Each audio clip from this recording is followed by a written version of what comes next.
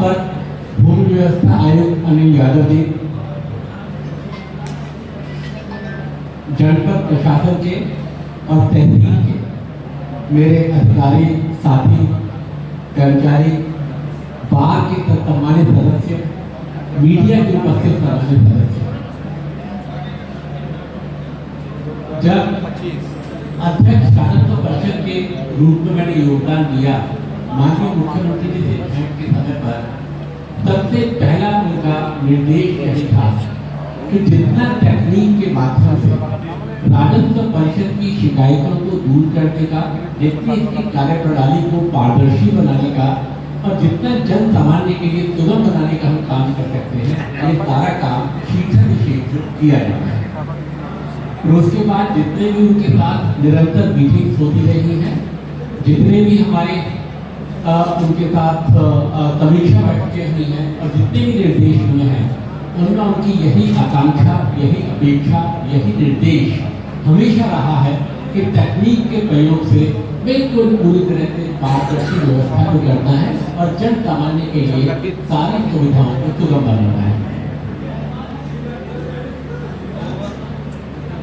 Albert Einstein ने कभी कहा था कि हम कर रहे थे वैसे ही करते रहें और उसके फिर भी परिणाम की आशा करें। कि जो काम हम जैसे कर रहे थे, अगर वैसे ही करते रहेंगे तो उसके वैसे ही परिणाम आते रहेंगे जैसे आते रहेंगे।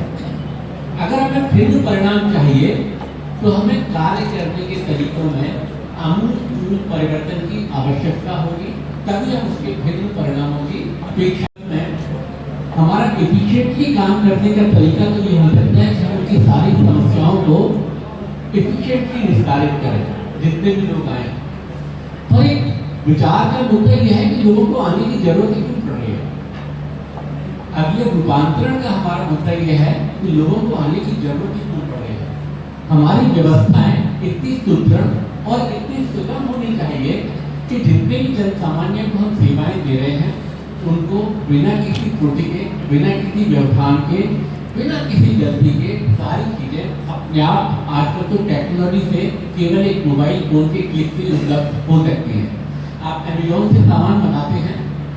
लगभग ना के बराबर त्रुटि होती है और कभी गलती से कोई त्रुटि हो जाए, आप उस पर डालिए ऑर्डर वापस और बिल्कुल घर बैठे आपका ऑर्डर उतनी सुगमता से ही वापस हो जाता है जितनी सुगमता से आपने उस ऑर्डर किया था। आप मेक माई ट्रिप पे टिकट बुक कराते हैं, घर बैठे बैठे आपकी सारी टिकट बुक हो जाती है, आपका होटल बुक हो जाता है। जब आप उस होटल में कभी जाते हैं उसमें चेक इन करने के लिए तो बिल्कुल आपको वहाँ पर आपकी बुकिंग कन्फर्म मिलती है और सारी व्यवस्थाएं आपको दुरुस्त मिलती हैं। तो सारी व्यवस्थाएं, जितनी व्यवस्थाएं हम तकनीक के प्रयोग से इतनी आसान कर देंगे और इतनी उसमें त्रुटि ना आए, ये अगर हम कर सकेंगे तो हमारी तहसील व्यवस्थाएं और बिल्कुल वो आके हम लोग उम्मीद करते चले आ रहे हैं कि जनता आए हमारे द्वार पर और जनता दर्शन ले तो इस तरीके की चीज़ों की शायद आवश्यकता नहीं पड़ेगी और जनता की सारी समस्याएं उनके तकनीक के माध्यम से उनके घर बैठे एक मोबाइल के क्लिक पर ज़्यादा से ज़्यादा उपलब्ध हो सकेगी। इसी कड़ी में अभी आज का जो हमारा पहला प्रयोग है एक लेखपाल डैशबोर्ड का है। हमारी सबसे महत्वपूर्ण कड़ी राजस्व विभाग की जो सारे कार्य जहाँ पे इनिशिएट होते हैं वो हमारा लेखपाल है। अभी अगर आप इस डैशबोर्ड पर लेफ्ट में देखेंगे तो लेफ्ट में यहाँ पर इतने सारे कार्य जिसमें लिखे हुए हैं। अब मैं तो अपनी सेवा के 36 साल पूरा कर चुका हूँ तो यहाँ पे भी मुझे पूरा दिखाई नहीं दे रहा है कितने लिखे हैं, पर अगर होगा तो आप देखेंगे तो कम से कम 25 कार्य यहाँ पर रहते हैं जो कि लेखपाल जिन पर रिपोर्ट ओरिजिनल लगा रहे हैं। हालांकि 25 से ज़्यादा भी मिल जाएंगे कुल। आय प्रमाण पत्र में लेखपाल की रिपोर्ट होती है, जाति प्रमाण पत्र में लेखपाल की रिपोर्ट होती है, निवास प्रमाण पत्र में लेखपाल की रिपोर्ट है, अविवादित वरासत में लेखपाल की रिपोर्ट है, धारा 34 में लेखपाल की रिपोर्ट है, धारा 80 में लेखपाल की रिपोर्ट है, खतौनी में अगर अंश निर्धारण में करना है तो लेखपाल की रिपोर्ट है, त्रुटि का संशोधन है तो उसकी रिपोर्ट है,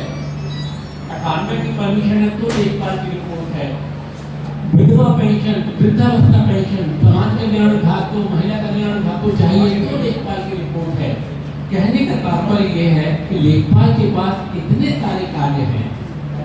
तो लिहाजा उन सारे कार्यों में जब तक एक कार्य की समीक्षा होती है तो दूसरा कार्य पीछे छूटता है, दूसरे कार्य की समीक्षा होती है तो तीसरा कार्य पीछे छूटता है। तो इस कड़ी में अपने प्रबंधन को बेहतर करने के लिए उनके सारे कार्यों को एक ही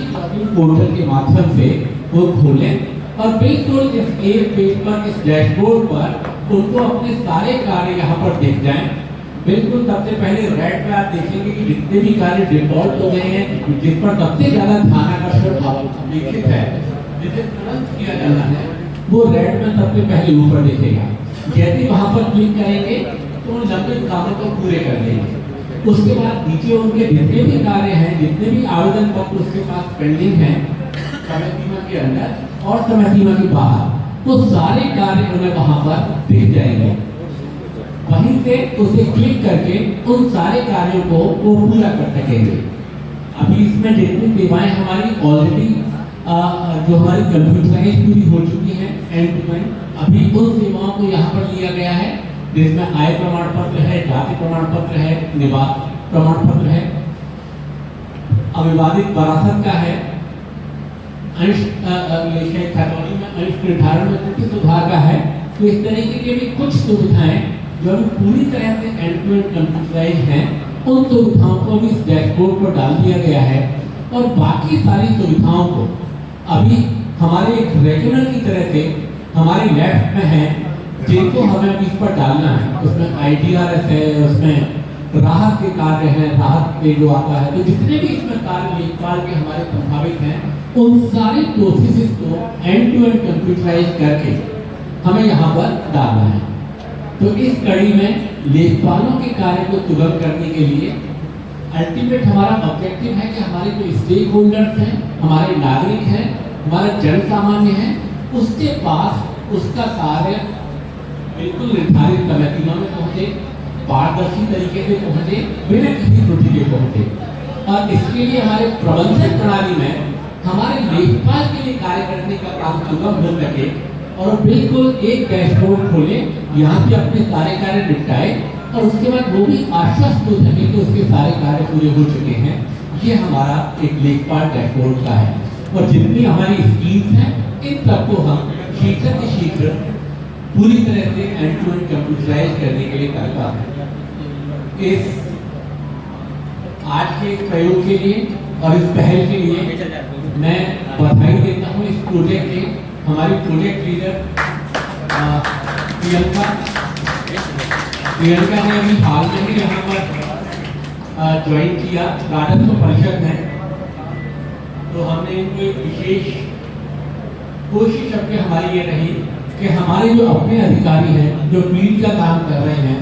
और मंदिरों से यहाँ पर आने के इच्छुक हैं,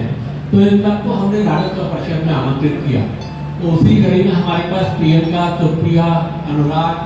ये सारे हमारे साथी यहाँ पर आ चुके हैं और जिन्होंने हमें ज्वाइन किया है। तो हमने इन सबको अपना 2-3 प्रोजेक्ट की पूरी कोशिश को कंप्यूटराइज करने पर ये लगे हुए हैं। अभी धारा 34 का भी ये देखेंगे कि आप कुछ दिनों में हम पूरा एंड टू एंड कंप्यूटराइजेशन कर लेंगे। धारा 80 की पूरी कोशिश को भी एंड टू एंड कंप्यूटराइज कर लेंगे। अभी आपका आवेदन तो कंप्यूटराइजेशन हो जाता है,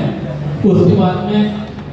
लेकिन केवल SDM लेवल पर पहुंचता है और उसके बाद वो प्रक्रिया है तहसीलदार लेवल तक, और उसके बाद वो प्रक्रिया हमारी अभी ऑफलाइन हो जाती है। और ऑफलाइन होने के बाद उसका ट्रैक रखना और उसका रिपोर्ट लगा पाना मुश्किल हो जाता है। तो अभी हमारा पूरा प्रयास है कि धारा 80 कितने टाइम तक सुप्रिया इसकी प्रोजेक्ट लीडर हमारी 1 सप्ताह में ये करीब धारा 80 को कंप्लीट कर लेंगे। तो हम उसको भी फिर उसके बाद टेस्टिंग करके ठीक से उसकी भी लॉन्चिंग करने की स्थिति में होंगे।